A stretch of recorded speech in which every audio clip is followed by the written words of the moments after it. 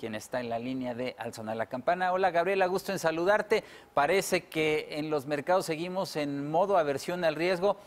Los inversionistas mantienen la incertidumbre, principalmente sobre un tema, el crecimiento global. ¿Hay sensibilidad sobre ese tema? ¿Qué nos dices? Muy buenas tardes, Víctor.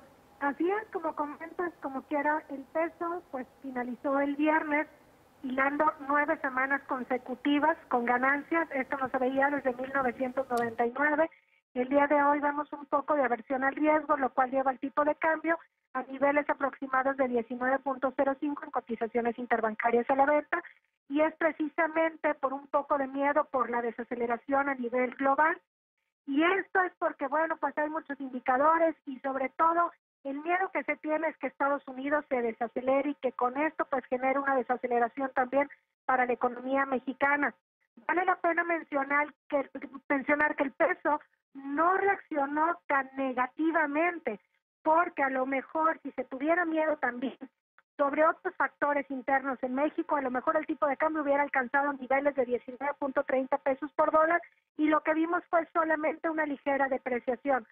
Y es que, bueno, pues la desaceleración en Estados Unidos sabemos que se habla debido a la curva invertida de las tasas de interés, que si la nota del Tesoro a 5 años paga más que la de 3 años, que si Caterpillar entregó menores utilidades que lo que se esperaba y no se veía cosa tal desde el 2008, etcétera, ¿verdad? Y además, bueno, pues que el ciclo de expansión pues ya ha durado casi 10 años, cuando en promedio se supone que en Estados Unidos el ciclo de expansión dura 4.85 años. Y la verdad es que sí, nosotros en Banco Base anticipamos que Estados Unidos va a sufrir una desaceleración este año, pero no muy severa.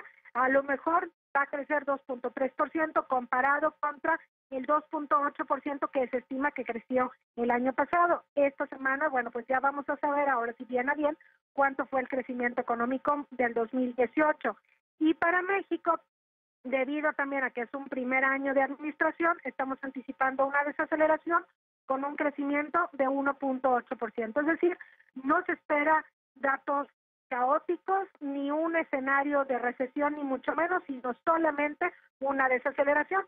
Hay otras economías en donde sí se está en peor posición, y por eso es que hay otras divisas que reaccionaron más fuertemente. El peso solamente estamos viendo pues cotizaciones ligeramente por arriba de los 19 pesos por dólar, que además también vale la pena mencionar que cuando se va debajo de los 19 pesos, pues esto obviamente generó compras anticipadas de dólares, tomas de coberturas, por aquello de que, bueno, pues sabemos que el peso es la moneda más líquida de Latinoamérica, es muy sensible, y entonces, pues, que pudiera venir nuevas depreciaciones, y entonces se generan coberturas, y con esto sube la demanda de dólares y sube el tipo de cambio. Gabriela, esta semana también será importante porque tenemos la votación sobre el Brexit en el Parlamento británico, tenemos la reunión de la Fed y ahí mismo pues la conferencia de Jerome Powell, y además las conversaciones entre oficiales de Estados Unidos y China para evitar un escalamiento de la guerra comercial. ¿En cuál de todos estos crees que esté, de todos estos elementos, esté puesto el foco de los mercados? Bueno, pues en realidad con lo del Brexit, pues el mercado ahí más o menos está anticipando que las conversaciones van a seguir y que se puedan prolongar más allá, inclusive de marzo, ¿no? De la Reserva Federal también el mercado anticipa que mantenga sin cambio su tasa de interés. Lo más importante va a ser el comunicado para ver cuándo reactivan la normalización de la tasa de interés, es decir, las alzas. Entonces, más bien será 2 puntos. Uno, lo que tenga que ver de las conversaciones entre Estados Unidos y China, porque sabemos que el mercado financiero ha estado bailando a la par de cómo van estas conversaciones. Cuando dicen que van bien, el mercado está muy alegre, y cuando dicen que no, que están a millas y millas de llegar a un acuerdo, pues el mercado empieza a generar nerviosismo y pierde todas las bolsas, y las divisas pues sabemos que también empiezan a perder. Y por otro lado también está el hecho de que ya terminó el cese parcial del gobierno de Estados Unidos, al menos de manera temporal, y entonces esta semana se anticipa que se empiecen a dar todos los indicadores económicos que no se publicaron de diciembre para acá.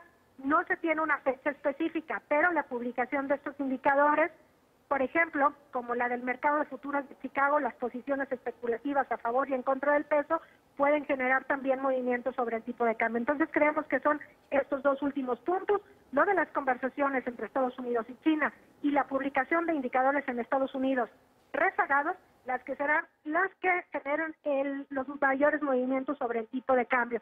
Creemos que esta semana más bien tenderá ligeramente a la depreciación el peso, pero sin llegar a niveles de 19.30 pesos por dólar. Más bien vemos también que podría seguir fluctuando entre los 18.85, si va bien las conversaciones entre Estados Unidos y China, y 19, a lo mejor 20, si se empieza a generar una mayor aversión al riesgo. Yo creo que tendría que haber otro factor muy fuerte para subirlo hacia 19.30 pesos por dólar. Bien, muy claro. Gabriela, muchas gracias por compartir tu análisis. Gracias a ti, Víctor. Buenas tardes. Gracias.